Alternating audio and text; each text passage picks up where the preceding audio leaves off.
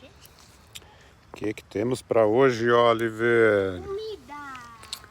Olha só que fogueirinha linda que a gente fez no fim do dia. A mão. O Oliver está assando alguns marshmallows. A noite caindo em Santa Cruz do Sul. Olha que lugar lindo. E a gente está aqui em família, né, Oliver? Tá bom esse marshmallows? Bem... Deixa eu mostrar de pertinho aqui, ó. Parece delicioso. Olha só. A fogueirinha também tá linda. Tem mais alguém lá, ó, só catando os marshmallows, ó. Ó, acabou com a árvore de marshmallows aqui, ó, não sobrou mais. Esse tá bom?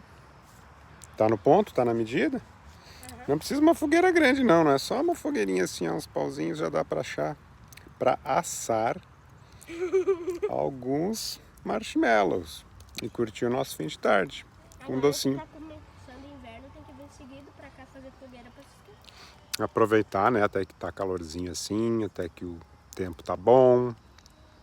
A gente curtir a natureza, olha que natureza bacana aqui. Muito legal. Vamos fazer um vídeo desqueimando a fogueira? Como assim?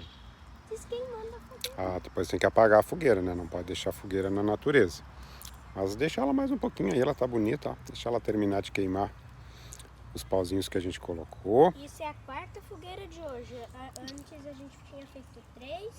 Ó, uma ali naquela árvore, uma do lado daquele banco, uma ali. Nossa, ali, ó. Ah, lá já teve outra fogueira, né? Tá, Aqui. legal. Agora a gente vai fazer uma fumacinha, ó. Como se faz fumaças. É que tem muito mosquito aqui, né? Então, a fogueira ajuda a assustar os mosquitos. O que será que o Oliver tá inventando lá? Eu acho que ele não vai conseguir tirar o verde lá, não. Será que vai dar tempo?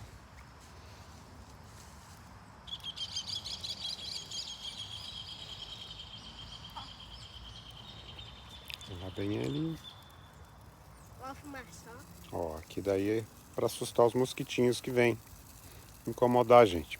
E tem bastante aqui, na natureza, né? Aí faz uma belíssima fumaça, assim, a gente também fica com a roupa defumada. Muito legal, né? Muito bem.